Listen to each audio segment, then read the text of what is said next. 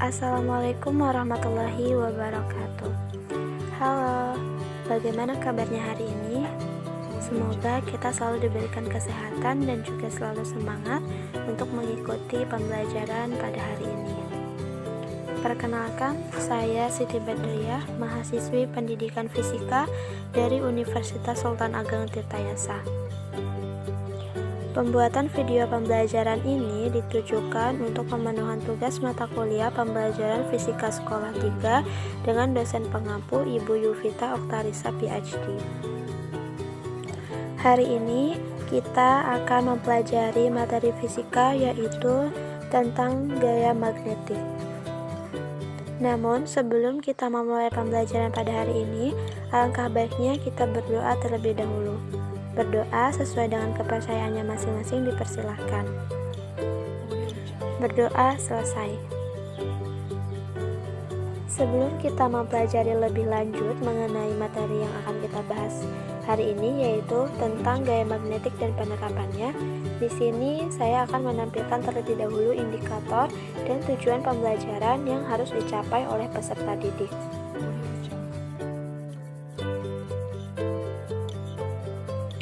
Adapun sebuah pembahasan yang akan kita bahas pada hari ini yaitu pembahasan pertama mengenai definisi gaya magnetik atau gaya Lorentz, pembahasan kedua yaitu mengenai gaya magnet pada sebuah kawat penghantar berarus listrik, pembahasan ketiga adalah kaidah penggunaan tangan kanan, dan pembahasan yang keempat adalah penerapan gaya magnetik dalam kehidupan sehari-hari.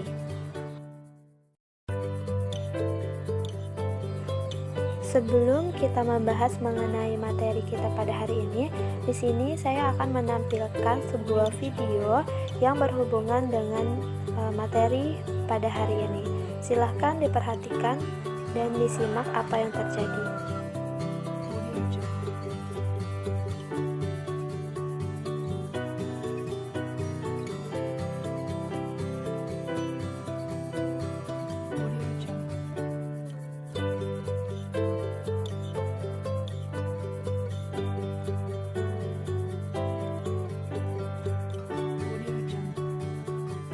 Setelah menonton video tadi, apa sih yang ada di pikiran teman-teman? Kenapa kumparan kawat tersebut bisa terus berputar ya? Nah, jawabannya akan kita pelajari pada materi fisika hari ini, yaitu mengenai gaya magnetik atau gaya Lorentz, penerapannya di dalam kehidupan sehari-hari.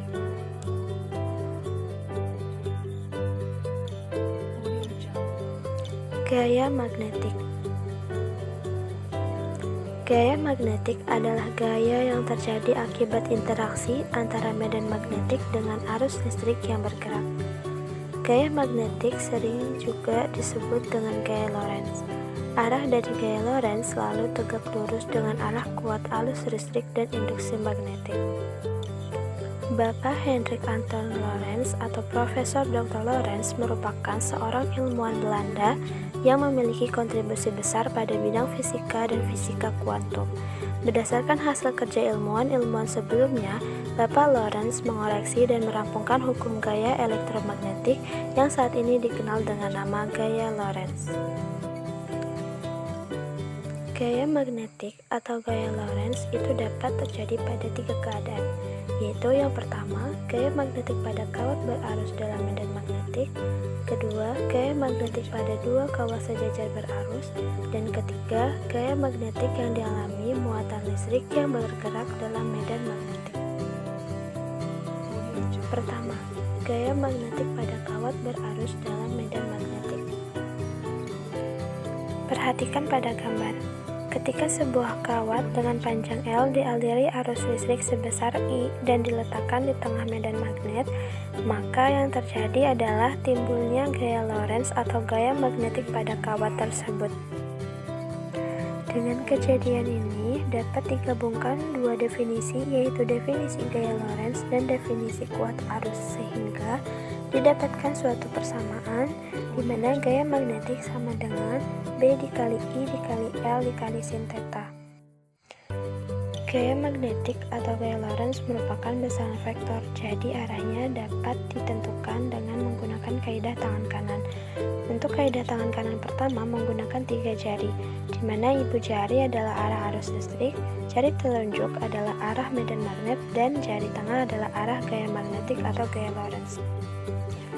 Untuk kaidah tangan kanan kedua, yaitu menggunakan telapak tangan kanan yang terbuka dan lebih mudah digunakan terlebih lagi jika sudut theta tidak sama dengan 90 derajat, di mana ibu jari adalah arah arus listrik dan keempat jari lainnya adalah arah medan magnet. Dan untuk arah gaya Lorentz-nya ditunjukkan oleh telapak tangan.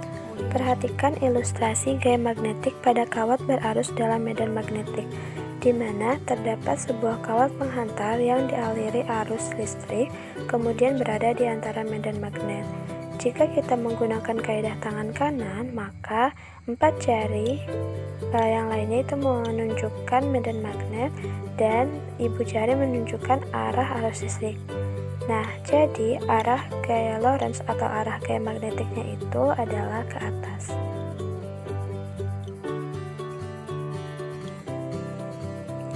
Berdasarkan hasil tersebut menunjukkan bahwa besarnya gaya magnetik atau gaya Lorentz yang dialami oleh kawat yang beraliran arus listrik yaitu berbanding lurus, baik dengan induksi magnet, kuat arus listrik, panjang kawat penghantar, dan sudutnya.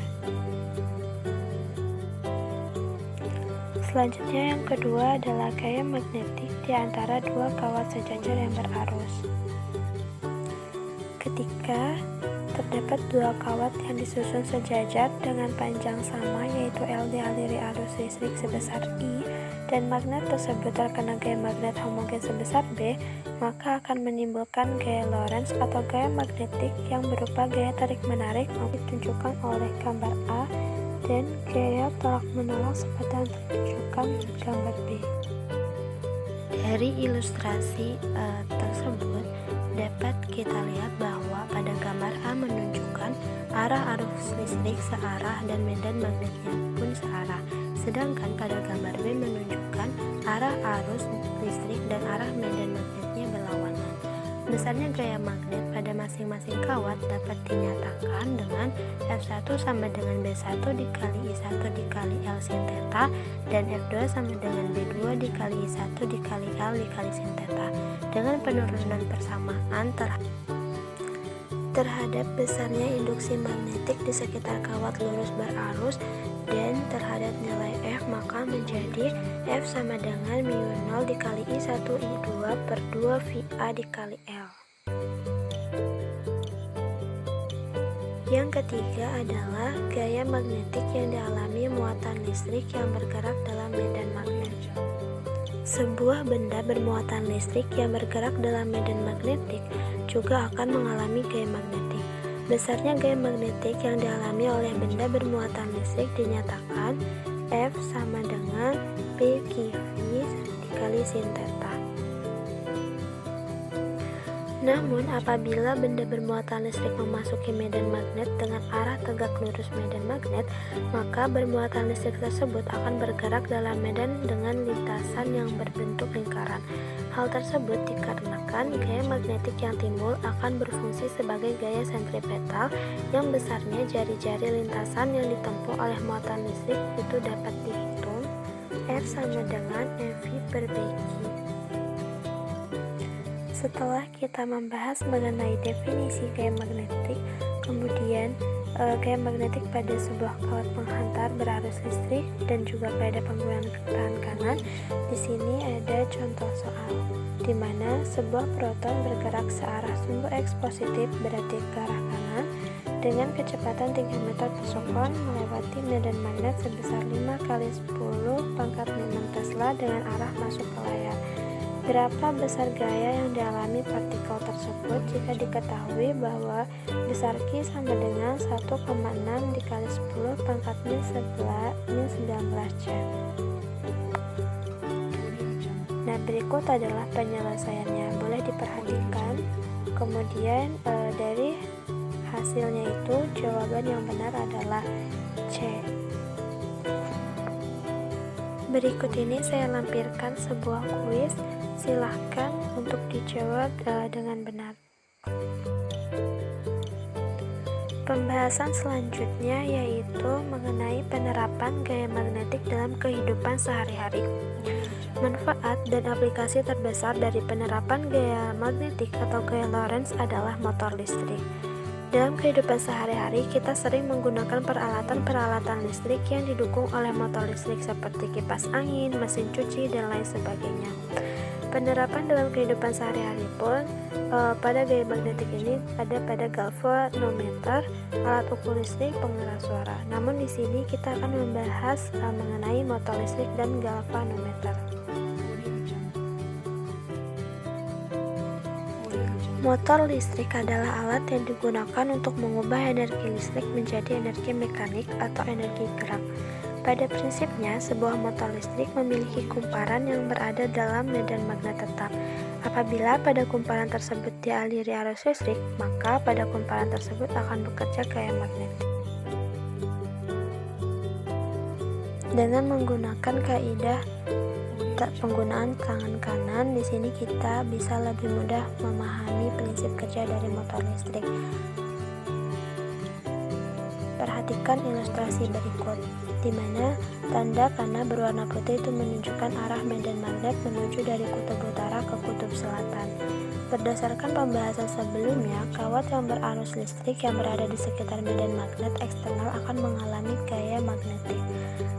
Menggunakan kaidah tangan kanan, pada kawat di sebelah kiri arah gaya magnetiknya adalah ke atas, sedangkan pada kawat yang di sebelah kanan arah gaya magnetiknya adalah ke bawah, yang ditunjukkan oleh tanda panah berwarna merah.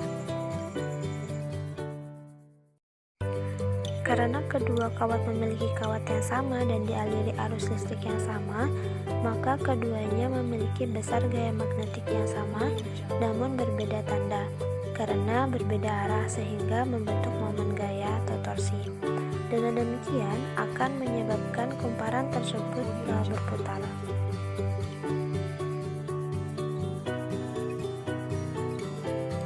Berikut ini adalah percobaan sederhana motor listrik. Silakan diperhatikan.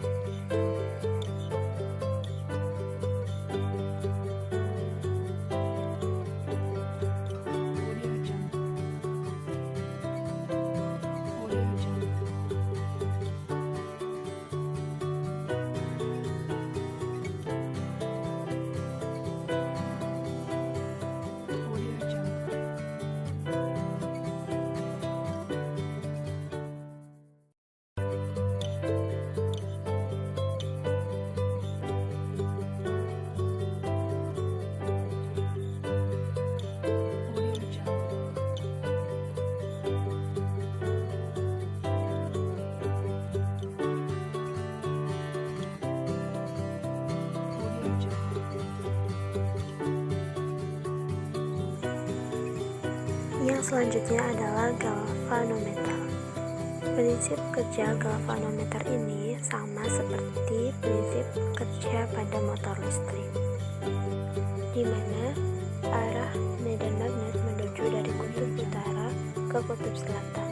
Kemudian, berdasarkan pembahasan sebelumnya juga, kawat yang berarus listrik yang berada di sekitar medan magnet eksternal akan mengalami gaya magnetik, di mana menggunakan kaidah tangan kanan, pada kawat di sebelah kanan arah gaya magnetiknya adalah ke bawah, sedangkan kawat di sebelah kiri arah gaya magnetiknya adalah ke atas.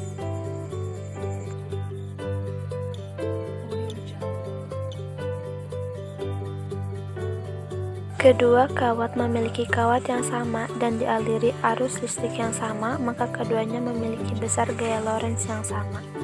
Namun berbeda tanda karena berbeda arah sehingga membentuk momen gaya atau torsi. Dengan demikian akan menyebabkan kumparan tersebut berputar searah jarum jam. Namun, kenapa jarum pada galvanometer berhenti di angka tertentu? Hal ini dikarenakan pada galvanometer ini terdapat pegas spiral sehingga kumparannya tidak berputar seperti pada motor listrik, di mana perputaran dari kumparannya itu menyebabkan penyimpangan posisi sudut dari pegas spiral. Menurut hukum Newton, pegas spiral akan memberikan reaksi dengan memberikan torsi dalam arah berlawanan. Pada nilai penyimpangan tertentu, kedua torsi ini akan seimbang ketika di mana jarum galvanometer akan berhenti berputar. Nah, jika kita perhatikan di mana di situ terdapat kumparan yang dilengkapi dengan pegas spiral dan tanpa adanya pegas spiral. Tanpa adanya pegas spiral, kumparan akan terus berputar selama arus listrik masih mengalir. Setelah kita mempelajari pembahasan mengenai gaya magnetik, di sini saya berikan 3 soal latihan. Silahkan dikerjakan kemudian dikirimkan ke email yang ada di deskripsi video ini. Berikut ini ringkasan dari materi yang sudah kita pelajari pada hari ini mengenai gaya magnetik. Semoga apa yang kita pelajari hari ini bermanfaat dan mudah dipahami. Alhamdulillah, untuk pembelajaran hari ini kita cukupkan sampai di sini. Saya memohon maaf bila terdapat kekeliruan ataupun kesalahan dalam penyampaian materi pada hari ini. Sampai jumpa lagi di lain waktu. Wassalamualaikum warahmatullahi wabarakatuh.